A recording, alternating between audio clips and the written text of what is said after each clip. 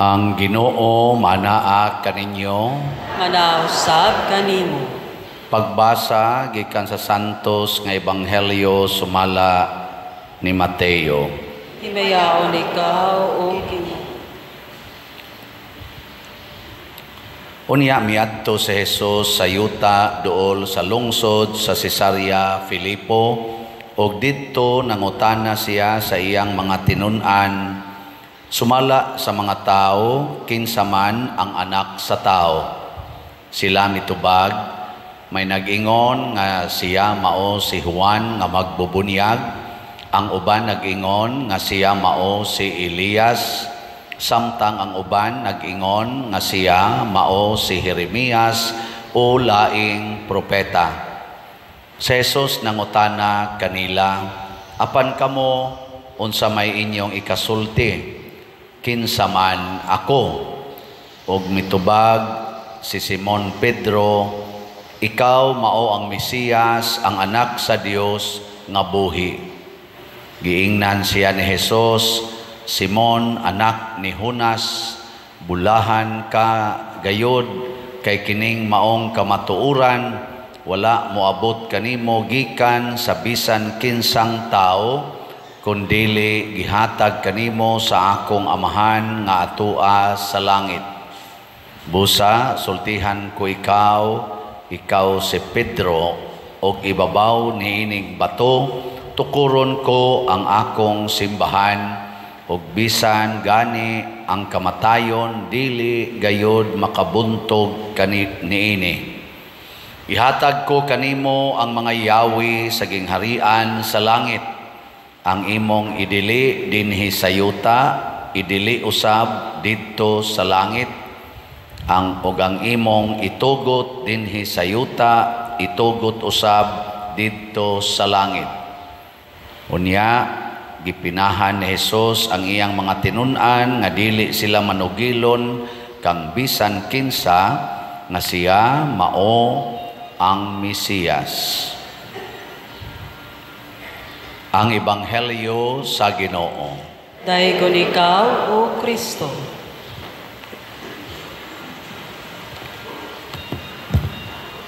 Kanang yawi, simbolo na sa authority. Niya si San Pedro, ang iyang simbol, yawi. Ngano man, tungod kay siya maoy dunay authority nga moabli og mosira sa ganghaan sa langit. Biliba no? Moabli og mosira sa ganghaan sa langit.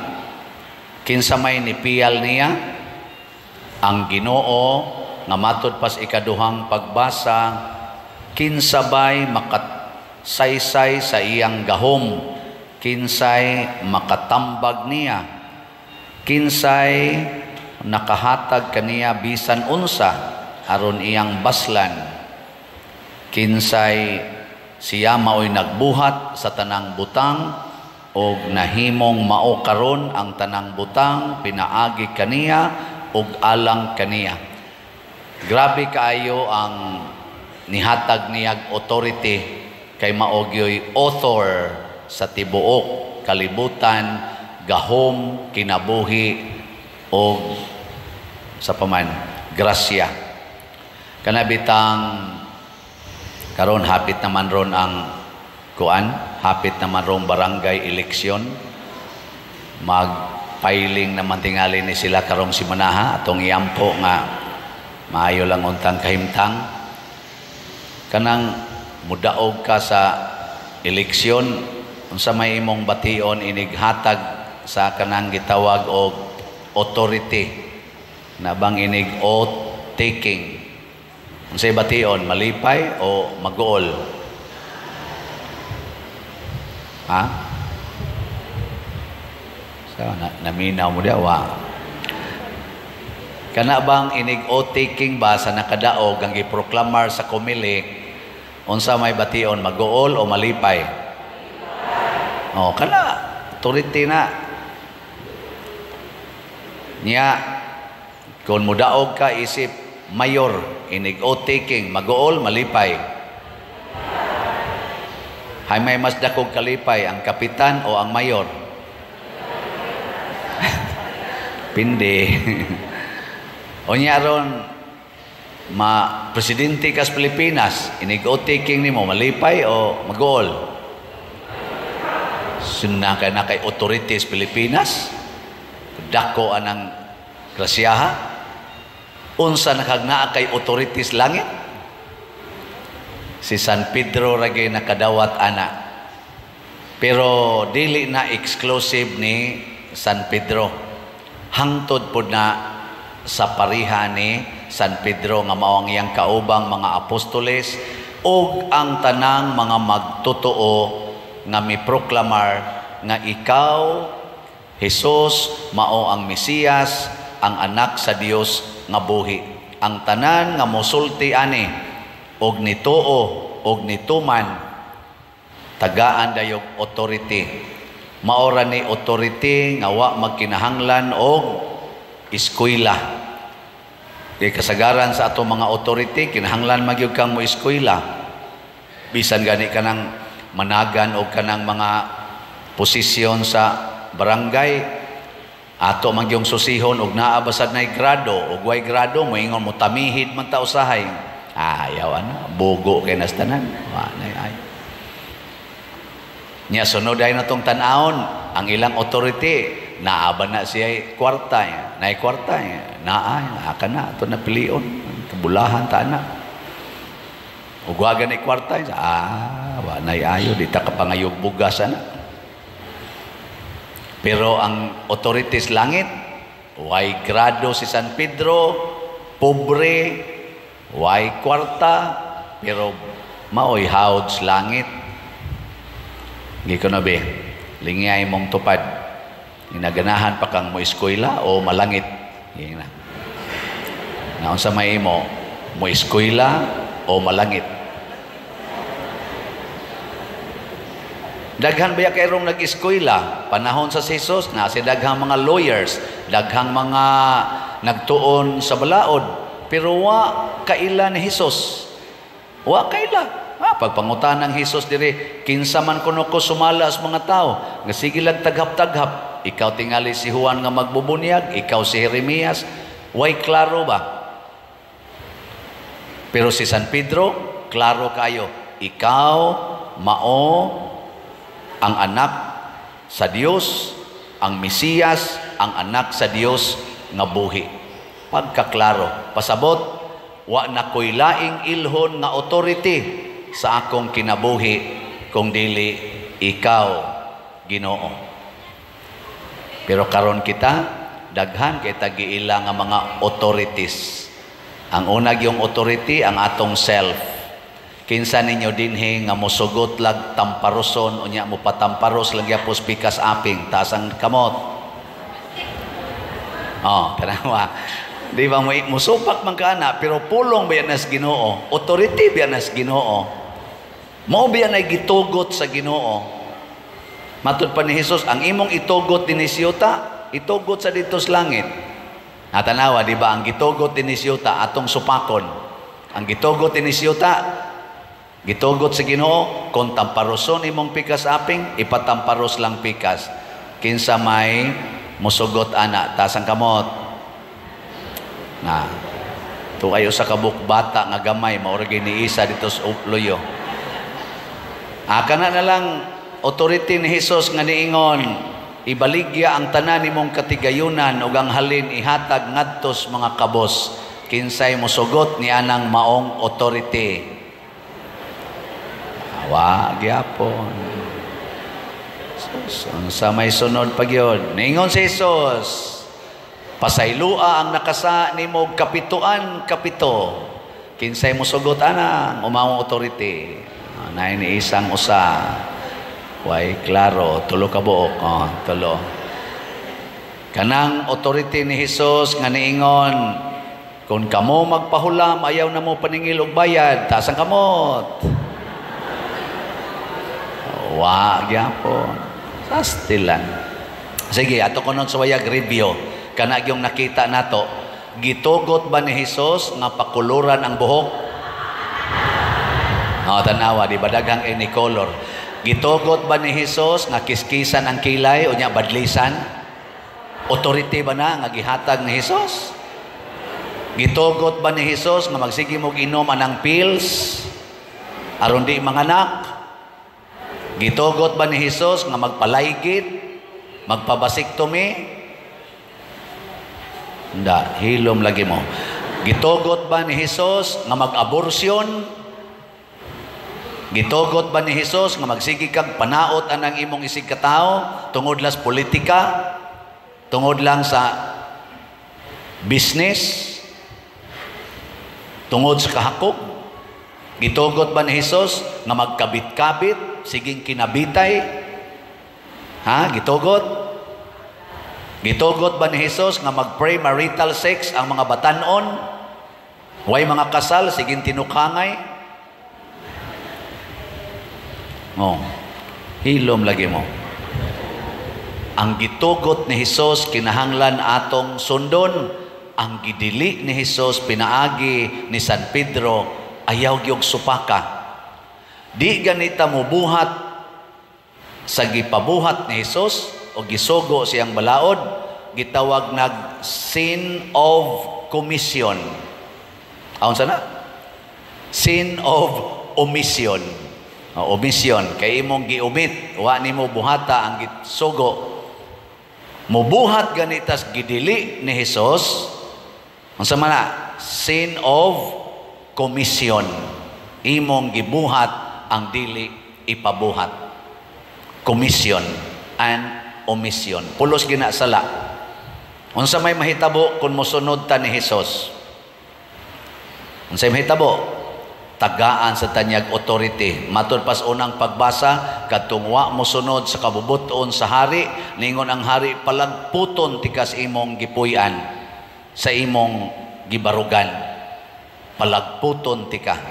Nya kadto sang mutuman, iyang gibutang, siya maoy mo sira, nga way makaabli, siya maoy mo abli, way makasira.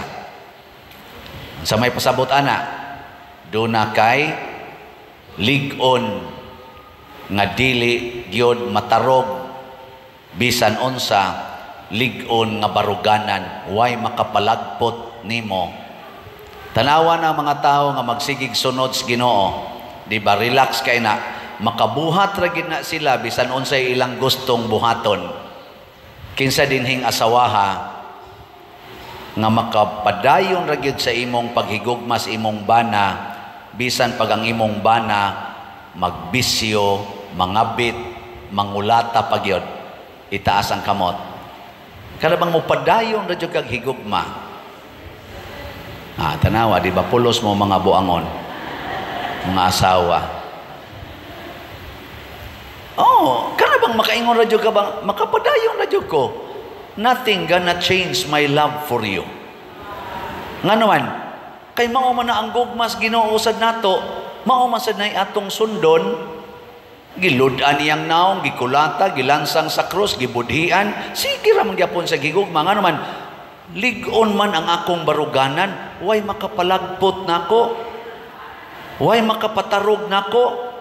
Pero kita, pagkadali ang matarog, kadali ang malagpot, dali kayong mawagtang ang atong gibarugan. For better or for worse, in sickness and in health. Sa panang usa, for richer or for poorer, till death do us part. Anhi pa din magsaad-saad sa simbahan. Kupot-kupot pas kamot. Magdrama-drama pa, video to the max. Dugay pa kay muso diri, kay magpicture-picture pa diya. Ighuman pa kay, dugay pa kay mga wakta, kay sigig yung pusing, sapnay-sapnay naman. Talikod-talikod naman. Video-videohan. Igabot pag yun nga to sa reception area, dugay pag yun kay musugod pangaon, abot pag tagurha ka oras, kay sigig yung binidyohay, naghinguy-ab na lang ang mga nagtambong. Gutom na kayo. Kay kunuhay, ato gining i-record ang inyong paghigugmaay. Dangtag 5 katuig to, gabuwag ng mga panuwayng dagko. Nga naman, kay gasunod sa kaugalingong mga pagtulunan dili sa Ginoo. Na siya. Kinsa ninyo dinhing mga banaha nga bisag magyaw-yaw sige inyong asawa, magsige pag nagpangaway ninyo, pero di gyud mo muundang sa paghigugma o sa pag-smile nila. Taas ang kamot. Na, mayo. Kaya naagi ni Paas Isas kamot. Naoton tadi na mga bakako, no? Duharasad kabuok. Luya. Kanang sakto. Kana bang mukumit gyud ka ba? Hala na, bisag unsa pa nilang buhaton, ligon kong baruganan, matod pa ni Kristo, murabag balay ba, nga gituko dias bato, bisag damagan pa nas tanang mga bagyo, mga unos o mga baha, magpabilin siyang magbarog nga ligon, kay natukod sa bato. Matod pa ni Kristo, ikaw Pedro, niining bato, tukuron ko ang akong simbahan, ug way makalumpag niini. Kinsa man ang simbahan? Kita kanang naglingkod diha imong tupad.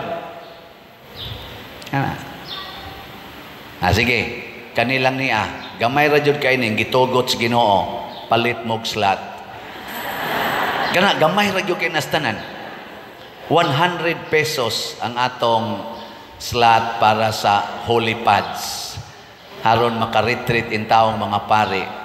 Tag 100 pesos. Kinsa ninyo din himusaad nga pader, dili ko muuli karong adlawas amo kung di ko kapalit og Holy Pads. Taas ang kamot. Uy, kaluoy, tulo ra ka buok. Magsigi mog simba dinhi. Kani pamoyboy naman gini. Sige mog simba dinhi, sige mog kalawat, sige mog pangayog pari, labi na gid inig kamatay, sige yung pamisa kada gabi. Nya karon mag-retreat mi, pangyuan lang mog tag 100 kada semana. Di kyun mo muhatag, kawa sa ninyo tao igabaw. So, joke ra na. Pero mura ba sag may pagkatinood na gisulti. Pero salamat ha, nga nanay ni Tubag, no? Ang update sa atong Holy Pads, nga nakadawat na ron sila holiness, peace, and divine salvation. Ning abot ng atong halin as of yesterday og 5,774 slots. Pakpak. Gusto pagid mong mabalaan, naapay 94,226 ka-slots nga available, tag 100 ragid ni pesos per slot. Nga palitan ninyo ha. Amo intaw ning gamiton karong November 7 to 9. Pero mas maayog mahurot og palit karong buwana or sunod bakang buwan para intawon maluag-luag ng Dughans committee ani. Nya natay 10 slot challenge para ani sa ato pa tag 1,000 each para ni sa atong ikanapo nga foundation anniversary dinhi sa atong parokya. Nya 10 slot challenge ato pa mo palit mo og tag 1,000 na po ka slots sa Holy Pads. Nya as of yesterday nakadawat na ta og 354 ka 10 slot challenge. So pakpakan sa nato. Salamat kayo. Sa ato sang 10th anniversary isip parokya karong September 5, 2023 naasad tay mga ginagmay nga activities. Una, maghimo tag Triduo Mass sugod sa September 2, Saturday hangtod sa September 4. Alas 6 sa buntag o alas 6 sa gabi ang atong Triduum Masses. Unya naatay motorcade inighuman sa alas 6 sa gabi nga Triduo Mass pasabot September 2, 3 and 4 libot tas atong parokya. Nya inig ka 5 ang atong High Mass, Concelebrated Mass alas 6 sa hapon. Nya human ana natay panihapon sa musimba lang na, ang di musimba way kaon. Ang musimba ra may atong tagaan og ticket sa para sa panihapon. Pero nasa tadihay banda-banda, live band, dinilang ko sa atong parokya nga mga banda, mga local talents para lang sa atong dinner nga gamay. Nya Pwede mo tanaw dito ang uban nga wa mo simba, pero ang nisimba maoray atong tagaan og unag pagkaon og nay sobra ato ihatag sa uban. Nya dayon naatay special slot ani kay naaman tay budget nga 600,000 manghatag sa tag mga bugas 5 kilo packed rice ngadto sa atong category D nga mga pamilya dinhi sa atong parokya. Kay bawo mo og unsa no ning atong mga categories. Ang A kanang nindot og balay, nindot og income, di na angay hatagan. Ang category B nindot og balay, dili kayo nindot og income, di sana tagaanan. Ang category C bati og balay, bati sag income, medyo tagaanan pud na. Pero kaning D porting bati ag balay, hapit pagyod way income. Mo na atong category D, mo na atong tagaan. So kung doon na mo yung mga 5 kilo packed rice diha, ipanghatag na gikan karon hantod pizza 4, kay pizza 5, pang-distribute na ngadto sa category D sa tibuok natong parokya. So hatag mo ani, special slot, tag 100 gyapon pesos, nagkinahanglan ta o 6,000 ka